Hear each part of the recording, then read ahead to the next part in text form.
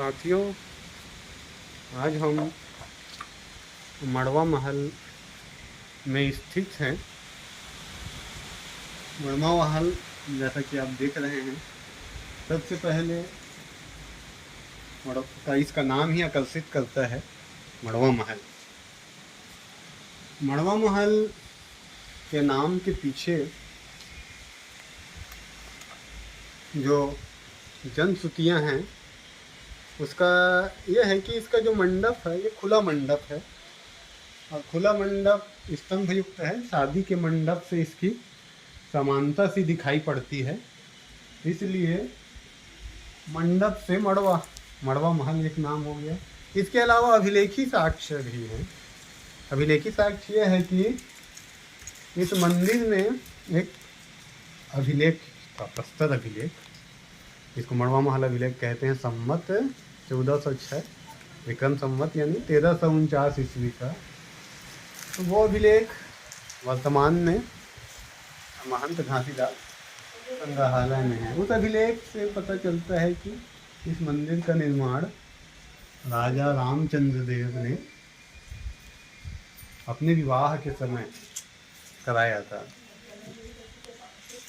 तो भी उस विवाह की स्मृति के कारण, और ये कहा गया कि बाद में फणिनंग वंश के राजाओं का विवाह इस स्थल पे होता था, इस कारण भी इसका नाम मड़वा महल आसपास की जनश्रुति में पड़ गया था, बताया जाता है।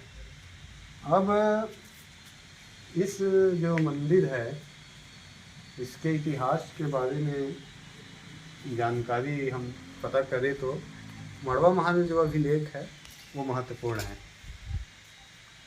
यहाँ पर पहले मंदिर प्रांगण में एक प्रस्तर अभिलेख था, जिसमें इस मंदिर के साथ साथ भोरमदेव के फणिनाग वंश के राजाओं के इतिहास के बारे में हमको महत्वपूर्ण जानकारी मिलती है। इस अभिलेख को, उस जो मड़वा महल अभिलेख को 1963 में श्री बालचंद्र जैन जो संग्रहालय अध्यक्ष थे, उन्होंने 1963 में उसको रायपुर के संग्रहालय में वो ले गए थे। साथ ही उन्होंने उसका अध्ययन भी किया। बालचंद्र जैन जी ने उस अभिलेख का पाठ भी प्रस्तुत किया, लेकिन वो पाठ किसी कारणवश प्रकाशित नहीं हो सका था। उन्होंने उस अभिलेख को पूरा पढ़ा है और श्लोकवाद बाकायदा उनके द्वारा तैयार किया गया पाठ हमको मिल जाता है। बालचंद्र जैन जी से पूर्व में राय बहादुर हीरालाल ने भी 1914-15 के आसपास उस मड़वा महल अभिलेख का पाठ किया था और इंस्क्रिप्शन CP एंड बराज में उनका जो संक्षिप्त सारांश है वो प्रस्तुत किया उन्होंने। लेकिन राय बहादुर हीरालाल को उद्देश्य पूरे श्लोकवाद पाठ प्रस्तुत करना नहीं था उस समय के। उन्होंने कौन कौन से राजा हुए, कैसे पीढ़ी में बदलाव हुआ, कौन कौन से यहाँ भौगोलिक नाम जुड़े हैं, इन सब के बारे में उन्होंने जानकारी प्रदान की। लेकिन उसके बाद हुआ ये कि बाद में जो उन्होंने काम किया, चाहे वो सीताराम शर्मा जी ने, जिनका महत्वपूर्ण काम है रामदेव क्षेत्र दक्षिण पश्चिम कोतल की कला, या गजेंद्र कुमार चंद्रौल जी ने उनके पूर्वजों काम किया था, उन लोगों के पास वो बालचंद्र जैन जी का पाठ चूँकि प्रकाशित नहीं हुआ था, इसलिए उन्होंने उस पाठ के बहुत बारीक जो जानकारियाँ थी उनका उपयोग नहीं कर सके हैं। ये आज हमारे पास वो पाठ उपलब्ध है और वो पाठ हमको श्री राहुल कुमार सिंह जी, जो हमारे छत्तीसगढ़ के महत्वपूर्ण सांस्कृतिक और पुरातात्विक अध्येता हैं, उनके माध्यम से वो प्राप्त हुआ है। अब यदि इतिहास देखें तो मड़वा महल अभिलेख या मड़वा महल या पूरे भोरमदेव क्षेत्र का अध्ययन किए तो सबसे पहले हमको 1880-81 में अलेक्जेंडर कनिंघम, जो भारतीय पुरातत्व सर्वेक्षण के महत्वपूर्ण प्रमुख थे उस दौर में, वो 1881-82 में भोरम देव आए थे और उन्होंने भोरम देव के मुख्य मंदिर के बारे में, इस मड़वा महल के बारे में और छेरकी महल के बारे में भी काफ़ी तत्कालीन जानकारी के अनुसार लिखा है। कई छोटे छोटे अभिलेख थे, जैसे योगी का मूर्ति अभिलेख, कुछ सती स्तंभ और सहसपुर अभिलेख, बोरिया अभिलेख, कई अभिलेखों को उन्होंने पढ़ा, लेकिन पता नहीं किन कारणों से उन्होंने मड़वा महल अभिलेख को नहीं पढ़ा। अन्यथा भालचंद्र जैन जी से पूर्व तक हमको बहुत सारी जानकारियाँ उसकी मिल जाती, लेकिन पता नहीं किन्हीं कारणों से उन्होंने इस अभिलेख संभव, उनके पास इतना समय ना रहा। खैर जो भी हो, तो हमको कनिंघम जी ने जो इस मंदिर के बारे में लिखा है, पर्टिकुलर मड़वा महल के बारे में, तो उन्होंने ही वही कहा है कि गौड़ लोगों का जब प्रभाव हुआ, गौड़ आदिवासियों का 15वीं-16वीं शताब्दी में इस क्षेत्र में, तब वो ये मड़वा महल नाम पड़ा होगा सादृश्यता मंडप से, ऐसा उन्होंने कहा है। तो ये तो हुआ इस मड़वा महल के बारे में जो सामान्य जानकारी। लेकिन मैंने कहा कि मड़वा महल अभिलेख का जब पाठ हमारे पास सामने आया भालचंद्र जी द्वारा कृत, तो हमको उस अभिलेख से बहुत सी जानकारी मिली। क्या क्या जानकारी मिली? तो जैसे रामचंद्र देव ने बनवाया, ये तो जानते थे, और उसमें है, और उन्होंने एक वाटिका का भी निर्माण कराया तालाब का। तो ये वाटिका यदि देखेंगे तो ये पीछे में है, लगभग इस मंदिर से 50 फीट की दूरी में एक तालाब है, वही वाटिका रहा होगा, क्योंकि स्थानीय लोग भी उसको मड़वा महल तालाब बोलते हैं और देव पहाड़ का बोलते हैं। एक बात अब इस अभिलेख में पता चलता है कि इस मंदिर का जो वास्तुकार था उसका नाम था महादेव। वास्तुकार का समानता ज़्यादा पता नहीं चल पाता, लेकिन उस अभिलेख में इस मंदिर के वास्तुकार का नाम महादेव है। और इसमें रामचंद्र के जो राज्य मंत्री प्रधानमंत्री थे उस समय, उनका नाम भी पता चलता है रामदेव नामक उनके प्रधानमंत्री का पता चलता है। राजपुरोहित जो था उसका नाम पता चलता है हरिहर नामक राजपुरोहित रहा होगा, उसका भी पता चलता है।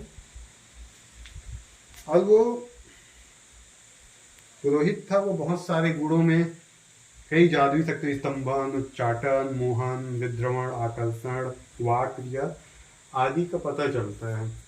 और ये भी पता चलता है कि पाशुपत संप्रदाय का काफ़ी प्रभाव था फड़ी नागवंशी के ऊपर, और उनके गुरु पाशुपत जगत ज्योति का पता चलता है। उसका एक नाम इहुन भीरा भी है, उस अभिलेख से पता चलता है।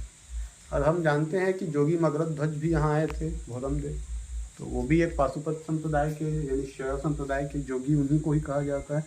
तो पाशुपत संप्रदायों का कलचुरियों में, चाहे वो रतनपुर के हो चाहे त्रिपुरी के, पाशुपत संप्रदाय का काफ़ी प्रभाव था। तो यहाँ पर भी था, ये भी पता चलता है। इसमें देखिए रामचंद्र की रानियों, हमको समानतः अंबिका देवी कह देते हैं, लेकिन अभिलेख में धन्यंबिका नाम। रामचंद्र की अन्य रानियों का एक रानी 7 रानी थी, शुभंबिका, रानी शुभंबिका, उनके 3 पुत्र थे, कन्हड़ देव, चंदन, और तीसरे का नाम नष्ट हो गया। दूसरा रानी धन्यंबिका ये है परिवार की थी। इनके 3 पुत्रों को जन्म दिया, उनमें से एक अर्जुन था और बाकी का पता नहीं चल। लेकिन वो शिलालेख काफ़ी क्षरित हो गया है। 1963 में जब भालचंद्र जैन देखे तो चूँकि रखा था काफ़ी समय से, तो नीचे में काफ़ी क्षरण हो गया था। एक रानी थी रामंबिका, इनका बेटा लक्ष्मी ब्रह्मा था। एक रानी भिलंबा थी, इनका पुत्र हर्षपाल था। एक रानी पद्मा थी जो कमलज वंश की थी। 6वें नंबर की रानी का नाम नष्ट हो गया, वो भा से शुरू होता था।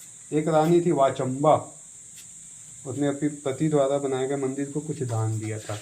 और देखिए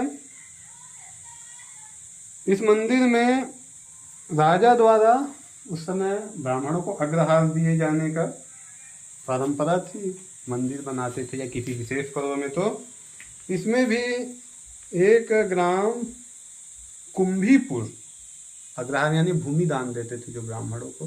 तो रामचंद्र देव द्वारा एक महेश नामक ब्राह्मण को कुंभीपुर नामक ग्राम अग्रहार के रूप में दिए जाने का उल्लेख है। महेश जो ब्राह्मणों में श्रेष्ठ था ऐसे कहा। लेकिन ये कुंभीपुर है कहाँ, जिसको हम आज आसपास के इससे मिलता जुलता कोई गांव नहीं दिखाई पड़ता। पंडरिया क्षेत्र में कुंभी है, तो वो हो सकता है या नहीं हो सकता है, या जांच पड़ताल की विषय है, लेकिन थोड़ा बहुत नाम अभ्रंशित हो जाता है। तो ये भी पता चलता है। और इस मंदिर के भोगराग के लिए भोगेश्वर भूषण के लिए एक गांव दिया गया था, राजापुर। तो आगे दक्षिण में, मंदिर के दक्षिण दिशा में 4-5 किलोमीटर की दूरी में रजपुरा नामक ग्राम है। वही स्वाभाविक है, नाम एकदम नहीं रहा, रजपुरा वही रहा होगा।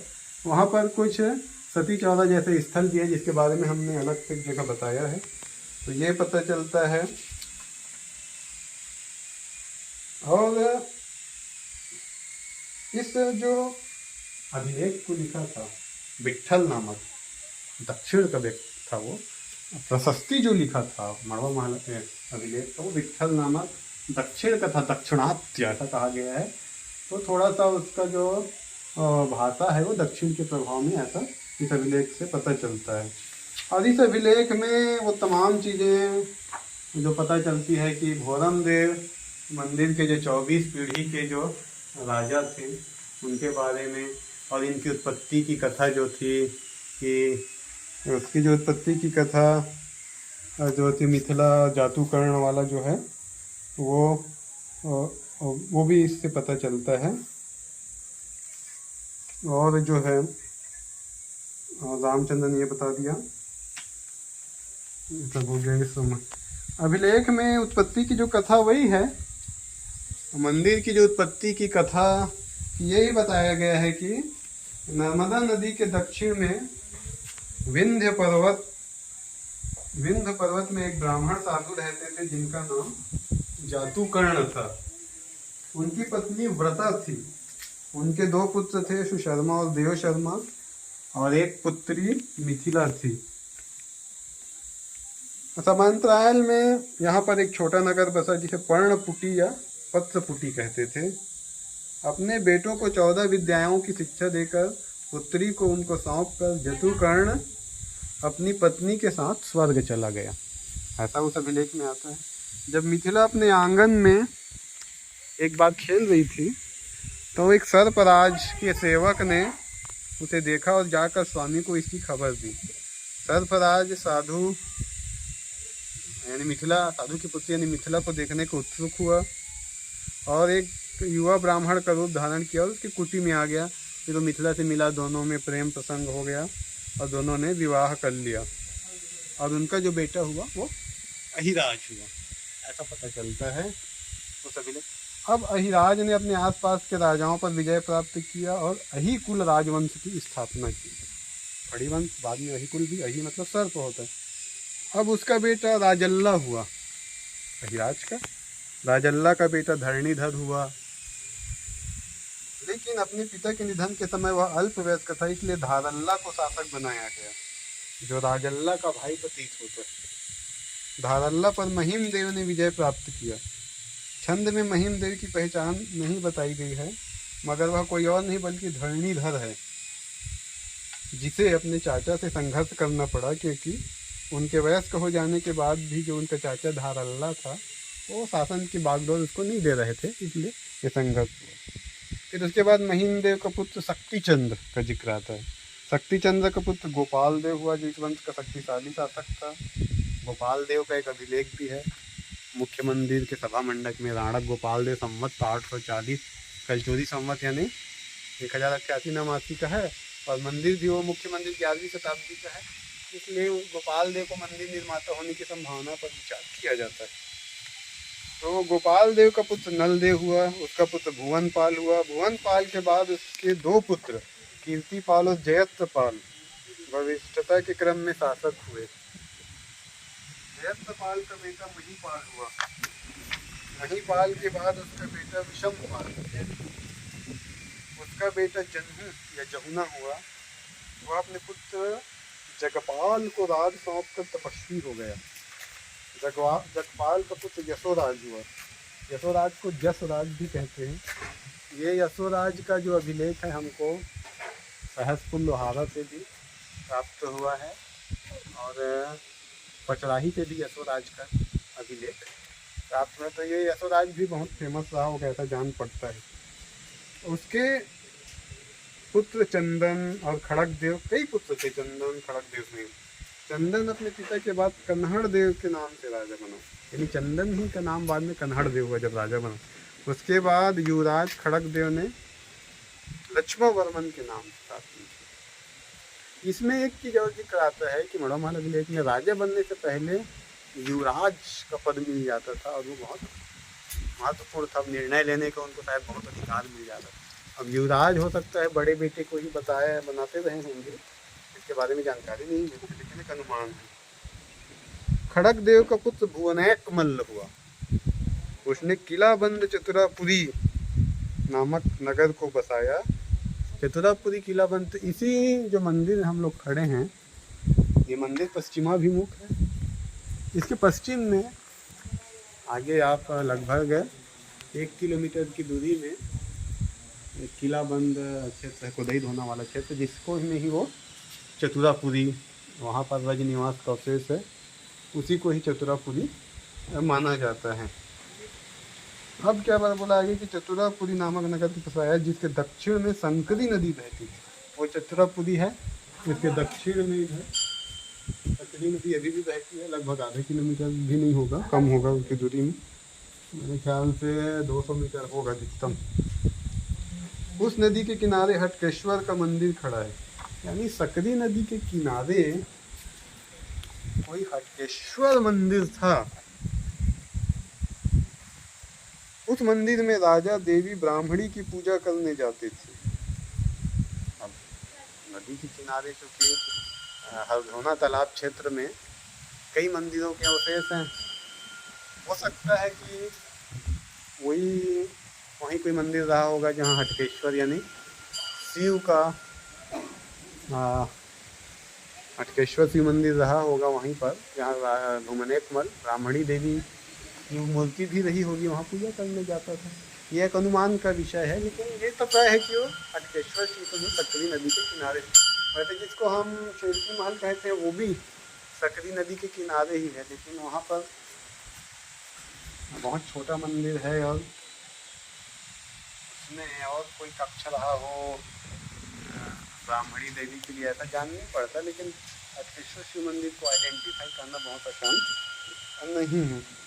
अब देखिए आगे, भुवनेकमल ने नगर के उत्तर में शिव का विशाल मंदिर का निर्माण करवाया और एक तालाब खुदवाया।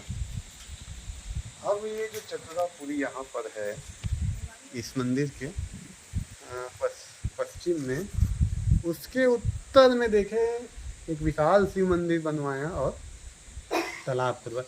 तो आज जो मुख्य शिव मंदिर है भोरम देव का, वो एग्जैक्ट उसी को इंडिकेट करता है। चतुरापुरी के उत्तर में विशाल शिव मंदिर वही है और विशाल तालाब दोनों, इसलिए भुवनेकमल भी भोरम देव मंदिर के निर्माता होने की पर्याप्त संभावना प्रतीत होता है।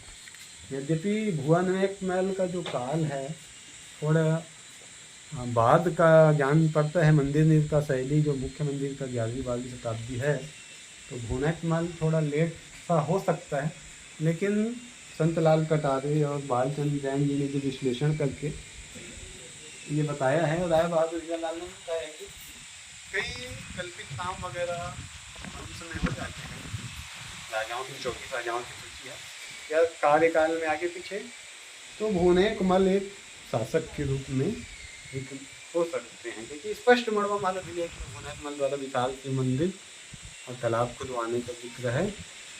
और एक बात और है कि यहाँ पर भोरम देव मंदिर के दक्षिणी दीवार अभिलेख वो 1551 इस संवत 1608 यानी 1551 का है। उसमें एक जिक्र आता है कि महाराजाधिराज भुवनपाल देव तस्य शिवालय, यानी भुवनपाल देव का शिवालय है।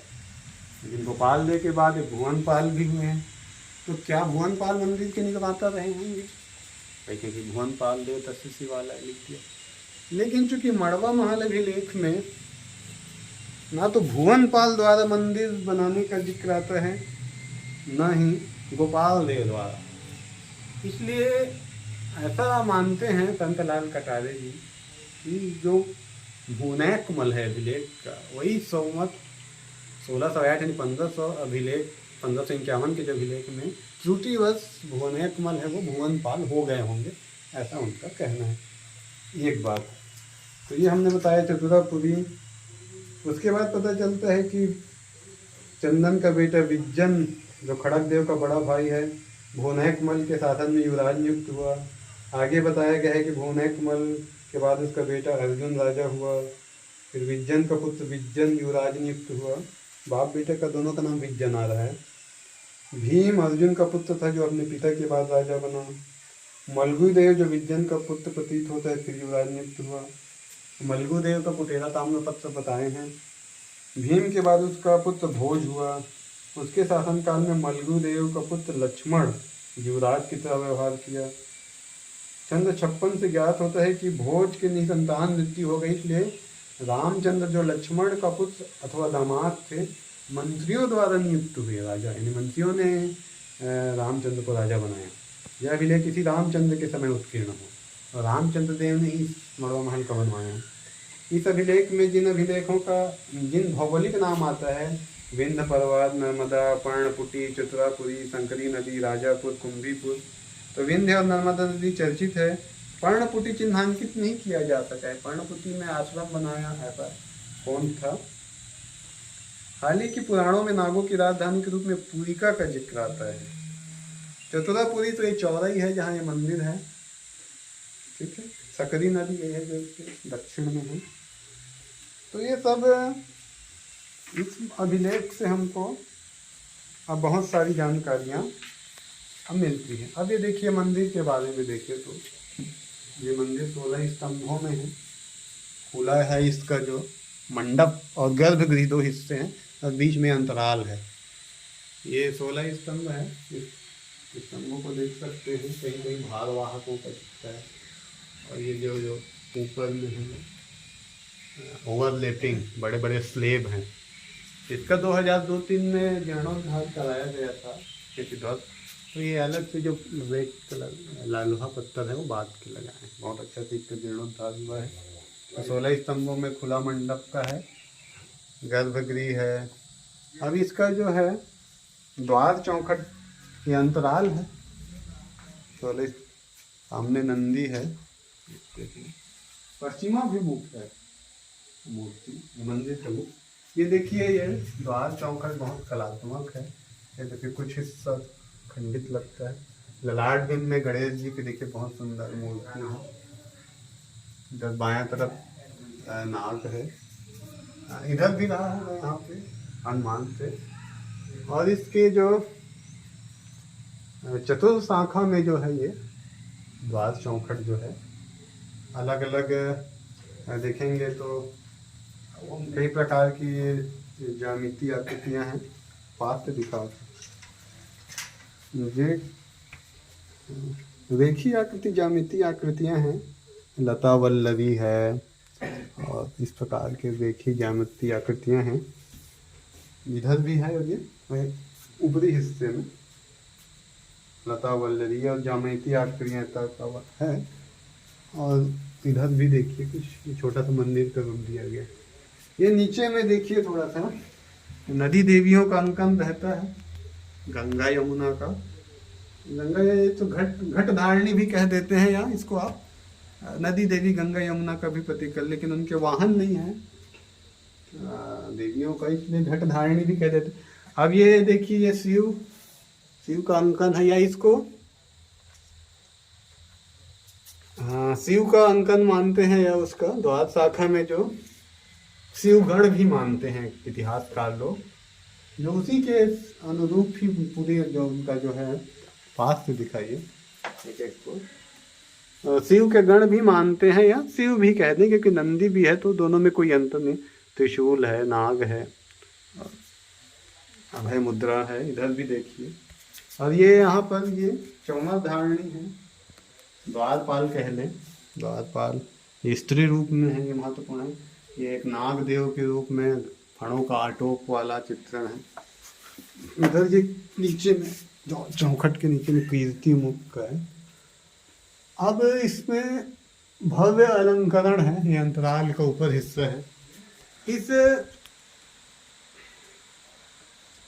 एस.एन. मनवानी सर ने 80 के दशक में इस मंदिर का अध्ययन किया और ये द्वार चौखट की भव्यता को देखकर उन्होंने कहा कि चूंकि द्वार चौखट बहुत भव्य है, लेकिन स्तंभ द्वार स्तंभ हैं या महामंदिर के जो बाह्य दीवार में अलंकरण है वो अपेक्षाकृत कला का ह्रास है। तो ऐसा कैसे संभव है कि द्वार चौखट इतना भव्य और मंदिर के बाहर के इतना ह्रास कला का, क्योंकि वही कारीगर जिन्होंने इसको बनाया है उसको भी बनाया, तो इसलिए वो अनुमान लगाते हैं कि ये मड़वा महल का जो मंदिर किसी पूर्व मंदिर के अवशेषों पे बनाया होगा, ऐसा उनका अनुमान है। यानी द्वार चौखट को वो लगभग 12वीं शताब्दी का मानते हैं और ये है वो 100-150 साल बाद का जो 1349, ये एस.एन. मनवानी सर का जो अनुमान है। यद्यपि अन्य किसी इतिहासकार ने इस पक्ष पर नहीं लिखा है कि ये द्वार चौखट पहले का है और ये कलात्मक जो मंदिर कला में हाथ दिखाई देता है वो बाद का है। यद्यपि ये विचारणीय अवश्य है कि गेट का जो एक तो पत्थर के कारण भी ऐसा हो सकता है, या फिर जो शासक है वो कई बार ये कलाकार जो है उचित संसाधन उपलब्ध नहीं कर, लेकिन बात वहीं पे आ जाती है कि द्वार इतना भव्य है तो वो कहते नहीं है। तो ये वाकई में एक शोध का विषय। अब इसके बाद देखिए, फिर भी हम इसको बाद का दोनों को अलग अलग अभी तक किसी ने अन्य इतिहासकार ने नहीं कहा। ये गहराई में है गर्भ काफ़ी, वरम देव के मंदिर में यानी लगभग 5 फीट तो गहरा ही है। 1 2 3 4 5 फीट का स्थल है। ये देखिए अभी अंधेरा रहता था काफ़ी, उत्तर की तरफ तो नाली रहता है, जल निकासी शायद अंडरग्राउंड से रहा होगा क्योंकि ये जमीन से नीचे है हिस्सा, तो पानी बाहर के लिए अंडरग्राउंड शायद नाली रहा हो। ये आले वगैरह में पूजा पाठ की जो सामग्री रखने के लिए हो सकता है इसमें उधर। ये बड़े बड़े स्लैब देखिए, मंदिर का गर्भगृह सपाट है, मंदिर के आगे उधर देखिए ओवरलैपिंग चट्टानों का स्लैब है, ये स्तंभ है। इस प्रकार का गर्भगृह को अस्पताल लोग के प्रतीक भी मानते हैं सिद्धांत। तो देवलोक यानी नीचे है, एक अवधारणा रही है उसके अनुसारण से भी गर्भगृह को गहरा बनाने की परंपरा खासकर शिव मंदिरों में रही है। तो ये फिर गर्भ के बाद बाहर आते हैं,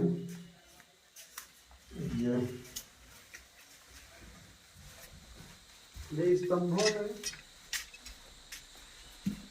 बाहर के जो स्तंभ हैं एक बेस के ऊपर टिके हैं, अंदर के जो स्तंभ है वो ये, क्योंकि ये बलुआ पत्थर है और काफ़ी घिसे से जान पड़ते हैं। इसके बाहर में जो ये देखिए मैथुन मूर्तियों का 2 स्तरों में अंकन है, 2 स्तरों में अंकन रहा होगा, कुछ पहले भी रहा होगा, कुछ मंदिर का जो शिखर भाग है वो ध्वस्त है। जब से इस मंदिर के बारे में जानकारी है तब से ध्वस्त है, 2-3 में जीर्णोद्धार करके इसको ठीक ठाक किया गया है थोड़ा। ये देखिए ये मुख्यतः जो है मिथुन मूर्तियाँ हैं, इसमें कला का काफ़ी ह्रास सा दिखाई पड़ता है। यानी गेट को देखो या भोरम देव के मुख्य मंदिर के कला में देखोगे तो इसमें काफ़ी अंतर है। इसीलिए एस.एन. मनवानी ने तो किसी बाद दोनों गेट और इसको अलग अलग कहने का प्रयास। ये देखिए स्त्री है यहाँ पर, योद्धा भी हैं, स्त्रियाँ खड़ी हैं, एक वादन नृत्य वादन भी है, यहाँ पर भी नृत्य वादन है, यहाँ पर भी नृत्य वादन है, नृत्य वादन के भी हैं। ये मिथुन मूर्तियाँ हैं, ये मिथुन मूर्तियाँ, ये चारों मिथुन मूर्तियाँ हैं। ये सब पूर्व में भी मिथुन मूर्तियाँ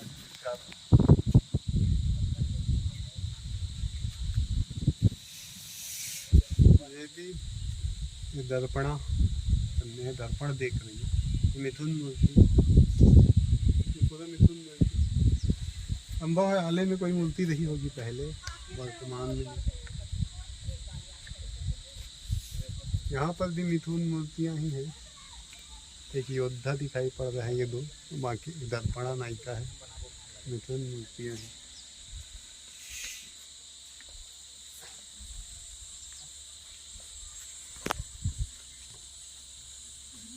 ये भी मिथुन मूर्तियाँ कलात्मक रूप से काफ़ी घिस खराब दिखाई देता है। ये भी नायक नायिका मिथुन मूर्तियाँ, आला खाली है। ये मिथुन मूर्तियाँ हैं सब। देखिए ये बांसुरी वादन, मिथुन मूर्तियाँ। ये जो आखिरी की मूर्ति है, ये जो सबसे नीचे वाली, इसको बहुत विशिष्ट है यहाँ के लिए, जिसको लोग अक्सर रेखांकित कर दें कि एक बच्चा प्रसव, एक बच्चा जन्म देती स्त्री का अंकन है, जो रेयर है कहना चाहिए, अब नहीं मिलता। तो इस प्रकार से अब देखिए हम लोग पूरा ये मड़वा महल परिसर और उसके बारे में मैं आदरणीय महेश आमदे सर के साथ आज ये पूरा वीडियो बनाया है। मड़वा महल का काफ़ी महत्व है भोरमदेव के इतिहास में। मड़वा महल अभिलेख, ये पूरा इधर देखिए पहाड़ी, ये जहाँ दिखा रहा हूँ इधर दक्षिण में सकरी नदी है, ये पूरा पहाड़ी एरिया है, चारों तरफ भव्य वातावरण। ये जो किनारे किनारे हैं वो परिसर में कुछ सती स्तंभ रखे हुए हैं। ये मंदिर का है। फिलहाल आज के लिए इतना ही।